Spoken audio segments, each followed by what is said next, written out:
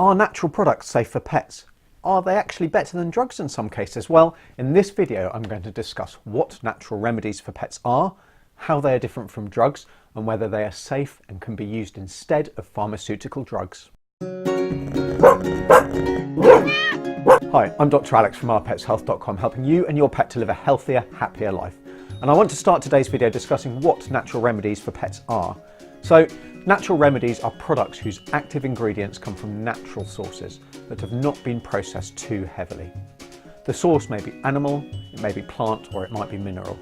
But what does this mean though? Well, it's not always clear, and the actual amount of processing that has gone can vary hugely from not much to a really large and significant amount that can be needed to obtain a very particular extract from whatever the original product was. Natural product definitely does not mean that no processing has gone on. How then do natural products and dietary supplements differ?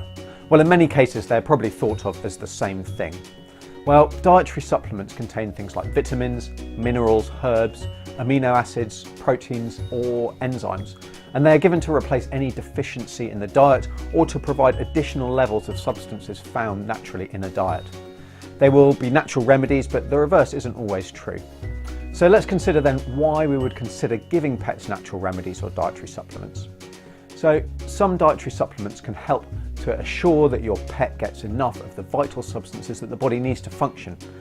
Other supplements and natural remedies might claim to help reduce the risk of a disease developing or getting worse. And this is important, they might claim to help reduce the risk of disease. Supplements though are not controlled by the FDA in the United States, and the law is such that the manufacturers, they don't actually need to prove all of the claims that they make before going to market. Now things are different in Canada and in Europe, where supplements are starting to come under a greater scrutiny. But the fact is that the claims made by many of these natural remedies and dietary supplements may not be as much of a sure thing as their marketing would have you believe. How do natural remedies and dietary supplements differ from drugs or pharmaceutical drugs? Well, the first clear difference is that drugs need to go through clinical trials and show evidence both of the claimed benefits that they're claiming for, as well as the safety before being released for general use. Now, these trials will typically take place over a number of years. Some dietary supplements will have a similar standard of trial data behind them, but this really can't be assumed or guaranteed. One thing to mention with respect to drugs given to our pets is that these trials may actually involve a relatively small number of patients, and that's certainly the case when compared to human drug trials. Now this has its drawbacks, which I plan to discuss in a future video, but nonetheless, before a drug can go to market, it needs to prove it does what it claims to do and that it is safe. Now, I'll talk about this safety in just a minute. For the time being though, this trial work allows a drug to claim to be used to treat, diagnose, prevent or cure a problem, which is something that natural remedies and dietary supplements are just simply not allowed to do. I said I'd discuss safety, and I'll start with natural remedies and dietary supplements. I think most of us think that these things are perfectly safe. Even if we're not entirely convinced of their benefit, surely there can be no harm in giving them a go. Well, yes, many may be and are completely safe, but natural in itself is by no means a guarantee of safety.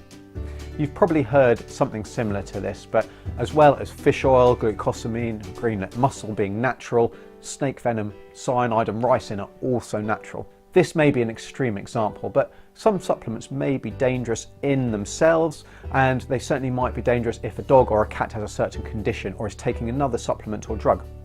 Alternatively, some supplements may just be dangerous or poisonous if overdosed. These things may be more the exception than the rule, but be sure of one thing, that natural doesn't always mean safe by definition. Now the clear opposite to the thought that natural medicines and natural remedies are always safe is that the thought that pharmaceutical drugs are inherently dangerous, and this is clearly not true.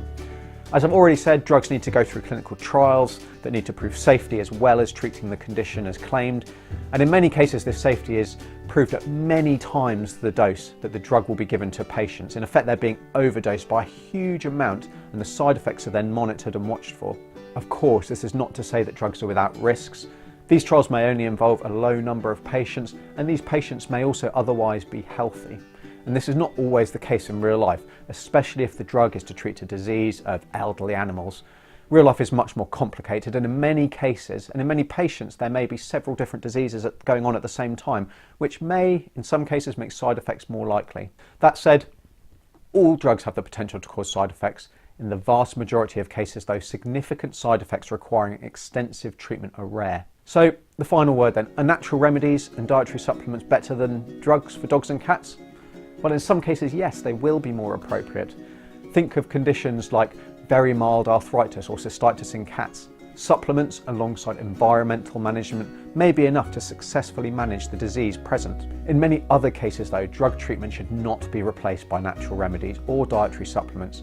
In most cases there will be little proper evidence that a supplement will do the same job, meaning that you may effectively simply be wasting your money. Alternatively, these supplements may provide a small benefit and can still be given but alongside rather than instead of drugs.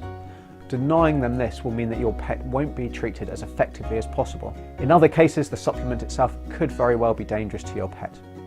In all cases, you should talk to your vet about any supplements, obviously, or about any drugs that you're thinking of giving to your dog or cat. If you're interested in natural remedies, then a separate topic to consider is homeopathy. These are often thought of as the same or at least as similar and kind of part of a holistic medicine approach. But this is quite simply not the case, and you can find out all about homeopathy and pets in my related video, which I'll link up here and down below. I'd be interested to hear what you have to think about this, and also what supplements that you're giving your dog or cat, and please leave me a comment down below. Remember to subscribe, and until next time, I'm Dr. Alex from Our Pets Health, because they're family.